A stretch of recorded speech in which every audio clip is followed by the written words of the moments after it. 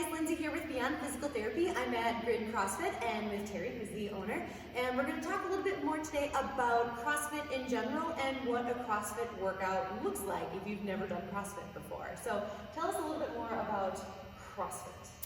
Well, CrossFit, it's funny, a lot of people don't know what it is, and what happens is they Google it, and then the first thing that comes up is all the gyms in the area, and then they'll Google what is CrossFit, and then they, instead of reading the long explanation by Greg Glassman, they'll look at a video, and the video will show somebody handstand walking across a football field. So I think there's a lot of misconceptions as to what we do at CrossFit. It's functional movement. That's what we're teaching people, and functional movement is something that you should be doing from the day you start walking until you're gone.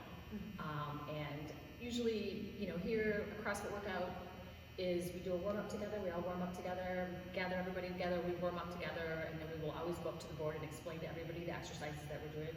There's a lot of abbreviations in CrossFit, so sometimes you'll walk up to the board and be like, what the heck does that say? There's a lot of abbreviations, so we go through the workout and explain to what we're doing. There's usually a strength portion, and then a WOD, a workout of the day. Sometimes 2 or 3 days a week we'll also add gymnastics portion separately from the strength and the WOD. So it's based on 3 different things. It's based on Olympic lifting, cardio, or medcom, and gymnastic skills is what CrossFit is based on. Got it, okay. And then how long is a typical workout? It's an hour. It's for sure an hour. A lot of people like to stay after to stretch.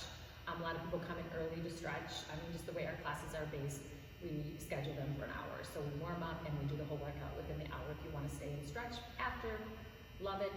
Sometimes we end a little bit early, so you do have time to stretch after too. And then from what I understand too, every workout is different, from day to day, and there's no set pattern to it, correct? Right. Well, or there is supposed to be. It's supposed to be 3 days on, 1 day off, 3 days on, 1 day off. The problem when you run a gym, most people don't work out 3 days on, 1 day off, 3 days on, 1 day off. So that is probably a little different than the original program that was supposed to be, but it is different all the time. And we try to reach all the different skills during the week just so that everybody gets stronger. Like I said, that's the difficult part, is trying to, you can't do the 3 days on 1 day in the normal gym. Yeah. And then when you say functional movements, that's kind of a big buzzword right now in fitness.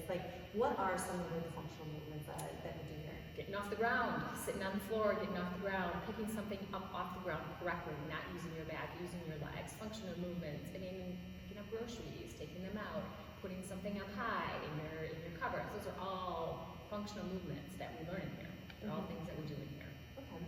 And so, but I guess one of the criticisms I hear a lot about CrossFit is that when you're doing these complex movements and you're doing them very quickly. What are some of the things that are done to make these movements more accessible to, say, someone who's never done CrossFit before? Well, we definitely would scale them. We scale to any level, and any CrossFit gym that you go to should have coaches there that know how to modify every single one of the exercises that we have here and take them down to the skill level that you have. I think a lot of people come into CrossFit and they hear, oh, everybody gets injured in CrossFit, but that's not really what it is. Usually people have weaknesses when they come into CrossFit, and those weaknesses are found. So it's not necessarily injury, it's just overuse or underuse or something like that. That's usually what it ends up being.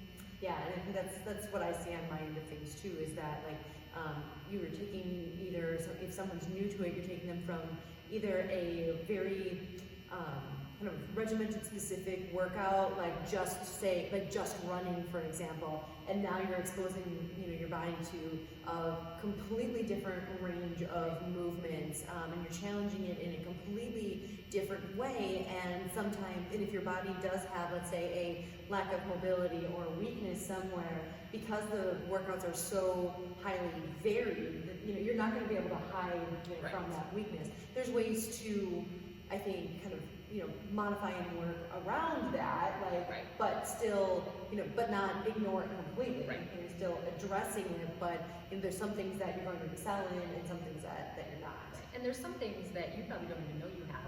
And when we watch you squat, when the coaches watches you squat the first time, we might see something that you don't even realize that you're doing, which could cause injury down the line, or is going to cause injury if you continue to do it the way you want, especially in squatting. Yeah. A lot of people do not know how to squat correctly. And it's amazing to stand behind somebody and watch them squat and see how they shift their weight, or one foot goes out a little bit, or the knees come in.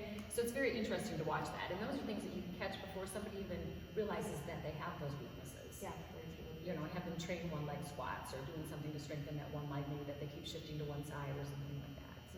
So like during the workout, would somebody be, rather than doing like the squats that everyone else is doing, would they be doing something different Yes, potentially? for sure. Okay. Yes, for sure. Got it. Yes. All right. Perfect. Well, we're going to wrap up that video, and thanks so much for tuning in. Thanks, guys.